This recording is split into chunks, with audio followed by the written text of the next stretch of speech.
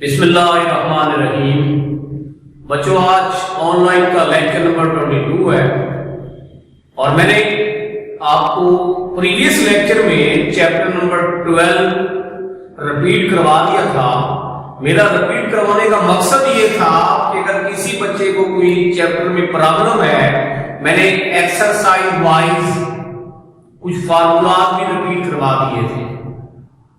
तो मैंने बकायदा आपको बताया था चैप्टर नंबर 12 में दो टाइप के ट्राइंगल यूज करते हैं, एक राइट ट्राइंगल और दूसरी ओब्लीक ट्राइंगल।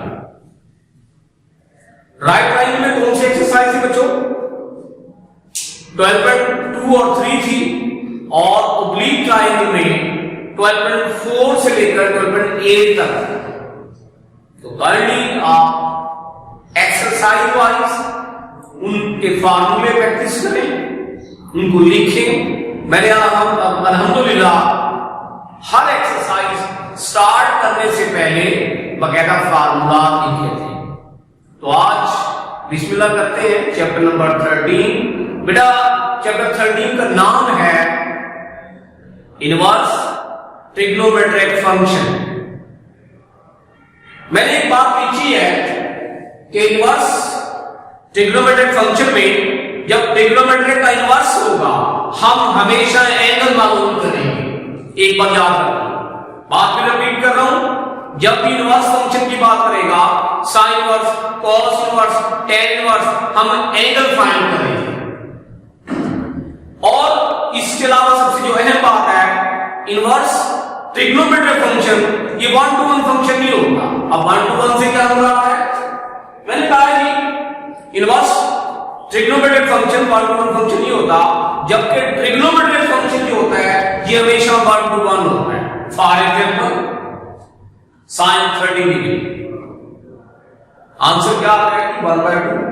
एक एंगल पे एक आंसर 1 to 1 है। Cos π/3, cos 60 1/2। tan 45 एक एंगल है, रिजल्ट भी एक है।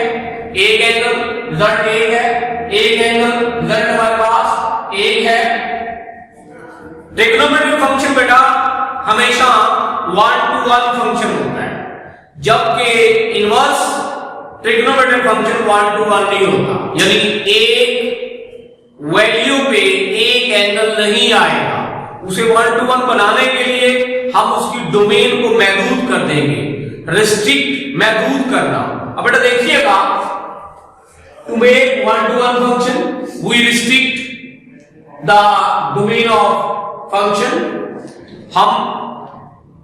हमारे पास इस चैप्टर में आपको पता है बेसिकली जो ट्रिग्नोमेट्रिक फंक्शन है वो 6 है। साइन, कॉस, टेन, साइन का रेसिप्रोकल कोसेकेंट, साइन का कोसेकेंट, कॉस का सीकेंट, टेन का कॉट, टोटल 6 है हमारे पास। तो मेरे बच्चों याद रखिएगा, अगर जब भी आप इनवर्स फंक्शन यूज करेंगे तो हमेशा पहले उन फंक्शंस की डोमेन को महदूद कर लेंगे ताकि वो एक वैल्यू पे एक एंगल आ सके। अब बेटा देखिएगा, साइन इनवर्स 0 पे भी होता है, साइन इनवर्स 0 पे होता है। 0 एंगल है बेटा, 0 क्या है? एंगल है हमारे पास।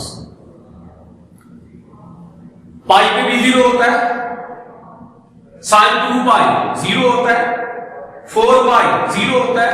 तो इसका मतलब है एंगल तो बहुत सारे आ रहे हैं, वैल्यू तो एक है, एंगल बहुत सारे आ रहे हैं। तो मतलब ये है इनवर्स फंक्शन 1 to 1 नहीं है, लिहाजा हम इन तमाम फंक्शन को 1 to 1 बनाने के लिए पहले इन तमाम फंक्शन की डोमेन को महदूद कर देंगे। तो मैंने सिर्फ अभी थोड़ा सा लेक्चर कोशिश कर रहा हूं समझाने की, ताकि आप इसको पहले पिक कर लें कि हमारे पास 1 to 1 फंक्शन है क्या, हमने बनाना कैसे है, इसकी टेक्निक क्या है, डोमेन क्या है।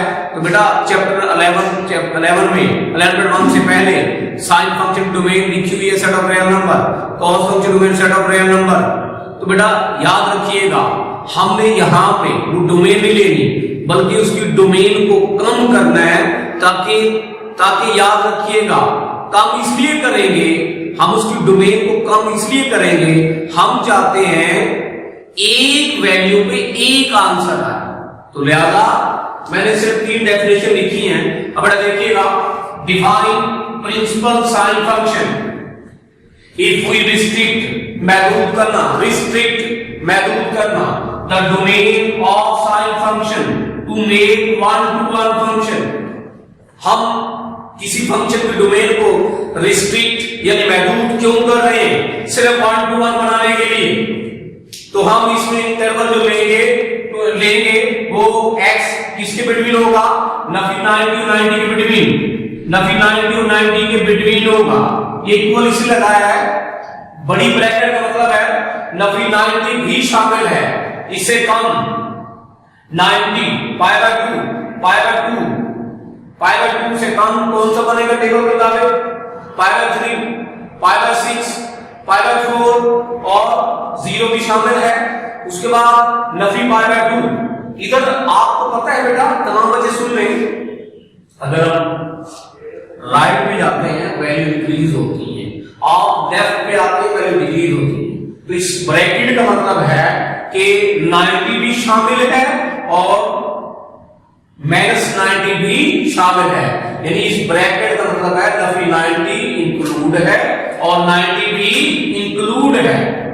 तो हमेशा जब हम साइन फंक्शन की बात करेंगे तो इसमें हम जो टेबल यूज करेंगे जो 1-to-1 बनाने के लिए, वो नफी 90 और 90 का बिटवीन और ये भी खुद भी शामिल होंगे। Then restricted function is called principal sine function. आम जो हम लिखते हैं ना SIN साइन, वो स्मॉल लेटर में लिखा जाता है, स्टार्ट में S, लेकिन जो ये निशानी है प्रिंसिपल साइन फंक्शन की, यानी इसका मतलब उसकी डोमेन कम दी गई है तो कैपिटल S लिखते हैं, स्टार्ट प्रिंसिपल साइन फंक्शन। उसके बाद है कि डिफाइन प्रिंसिपल कॉस फंक्शन।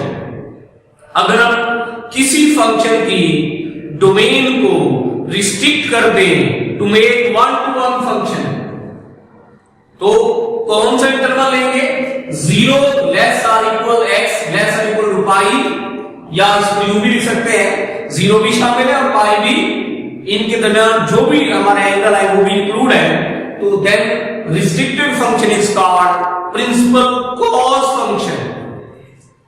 अब नेक्स्ट पे आते हैं, तीसरी डेफिनेशन है प्रिंसिपल tan फंक्शन। मेरे बेटे, मैं बार बार आपसे एक बात रिपीट कर रहा हूं, हम ये डेफिनेशंस क्यों कर रहे हैं? हम डेफिनेशन इसलिए कर रहे हैं, अगर डेफिनेशन क्लियर होगी, आपको चैप्टर नंबर 13 का कंसेप्ट क्लियर होगा, आपको 1-to-1 फंक्शन क्लियर होगा, 1-to-1 क्लियर होगा तो ये पता होगा एक वैल्यू पे एक एंगल ही आएगा।